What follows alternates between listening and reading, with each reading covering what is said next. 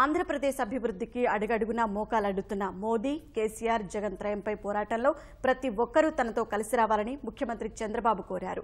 జనసేనాని పవన్ కళ్యాణ్ కూడా ఆలోచించాలన్న చంద్రబాబు ఆంధ్రప్రదేశ్ గడ్డపై పుట్టిన ప్రతి ఒక్కరూ రాష్ట్ర ప్రగతికి సహకరించాలని విజ్ఞప్తి చేశారు. ఇటీవల విడుదల చేసిన 10 శ్వేతపత్రాలను విద్యార్థులు పరిశీలించాలని సూచించారు. జన్మభూమి మా ఊరు కార్యక్రమంలో భాగంగా సొంత నియోజకవర్గం కుప్పంలో పర్యటిస్తోన్న ముఖ్యమంత్రి చంద్రబాబు బుధవారం అనేక కార్యక్రమాల్లో పాల్గొన్నారు. కుప్పంలోని ఎన్టీఆర్ క్రీడా వికాస కేంద్రం మైదాన ప్రాంగణంలో జరిగిన బహిరంగ సభలో పాల్గొన్న చంద్రబాబు ప్రధాని నరేంద్ర మోదీ, విపక్ష నేత జగన్, తెలంగాణ ముఖ్యమంత్రి కేసీఆర్ పై నిప్పులు చెరిగారు. రాష్ట్ర అభివృద్ధికి వీరు అడుగడుగునా అడ్డుతగులుతున్నారని, వారిపై చేసే పోరాటంలో జనసేన అధ్యక్షుడు పవన్ కళ్యాణ్ తో పాటు రాష్ట్ర ప్రజలందరూ తనకు బాసటగా నిలవాలని కోరారు. ఒక పక్క నరేంద్ర మోడీ, ఒక పక్క కేసీఆర్, జగన్మోహన్ రెడ్డి వీళ్లు కుట్రలు చేసి మన రాష్ట్రాన్ని బలహీనం చేయాలని, మన రాష్ట్రాన్ని నిర్వీర్యం చేయాలని, లేనిపోయిన అయోమయాన్ని సృష్టించాలనుకున్నప్పుడు నిలబడవలసింది మీరు. ఇంకో పక్కన పవన్ కళ్యాణ్ ఉన్నారు. ఆయన కూడా ఓటే అడుగుతున్నాను. నరేంద్ర మోడీ గారు అన్యాయం చేశారు. మీరే ఒక కమిటీ వేశారు.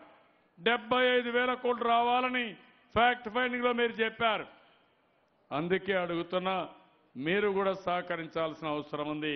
ఏ స్థాయిలో అయినా మీరు ఉండొచ్చు, ఏ పార్టీలైనా ఉండొచ్చు. ఈ రోజు మన ప్రజలకు న్యాయం చేసే బాధ్యత మీది. ఇక్కడ నీళ్లు తాగారు, ఇక్కడ గాలి పీల్చారు. అలాంటప్పుడు ఈ ప్రాంతానికి రుణం తీర్చుకునే బాధ్యత ప్రతి ఒక్కరిపైన ఉంది. అందుకని ఒక సంఘటిత శక్తిగా తయారు కావాలి. ఇది నా కోసరం కాదు, మీకోసరం, మన పిల్లల కోసరం, భావితరాల భవిష్యత్తు కోసరం. ఒకప్పుడు దిక్కు తెలియని పరిస్థితి నుంచి ఈరోజు అడ్మినిస్ట్రేషన్ ట్రాక్ లేక వచ్చింది. మెయిన్ రోడ్డుకు వచ్చాం. ఇక్కడి నుంచి మనం ఎంత కష్టపడితే అంత ఫలితాలు వస్తాయి. మళ్ళీ మనలో ఏదైనా కానీ చిన్న ఆలోచన ఉండి ఎక్కడన్నా చిన్న చిన్న తప్పులు జరిగితే అవి కరెక్ట్ చేసుకోవాలన్నా చాలా ఇబ్బందులు వస్తాయి. అందుకే నేను మిమ్మల్ని అందరినీ కోరుతున్నాను, ఇన్ని పనులు చేసిన ప్రభుత్వానికి తప్ప వేరే వాళ్లతో మేము ఉండం. మేము ఉండేది ఈ ప్రభుత్వానికి, ఈ ముఖ్యమంత్రికి తోడుగా ఉంటామని గట్టిగా మీరందరూ నిలబడాలి.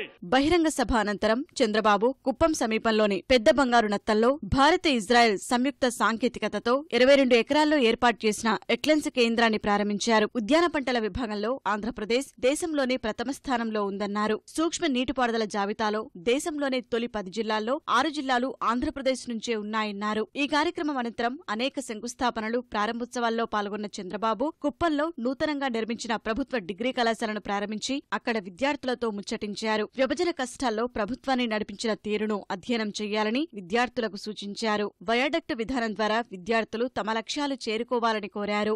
నేను 10 వైట్ పేపర్స్ కూడా రిలీజ్ చేశాను. స్టూడెంట్స్ అందరినీ ఒకటే కోరుతున్నా, ఇది మీ భవిష్యత్తుకు సంబంధించిన విషయం. మీరు కూడా స్టడీ చేయాల్సిన అవసరం ఉంది. నేను ఇచ్చిన 10 వైట్ పేపర్స్ చూస్తే 2014లో ఇచ్చిన 8 వైట్ పేపర్స్ చూస్తే రెండు మీరు కంపేర్ చేసుకుంటే ఏది కూడా నెంబర్ 1 స్థానంలో మనమే వచ్చాం.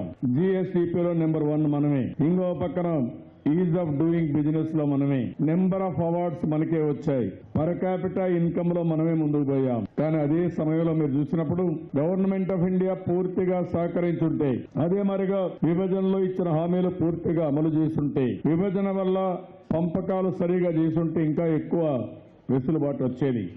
కానీ అది జరగలేదు.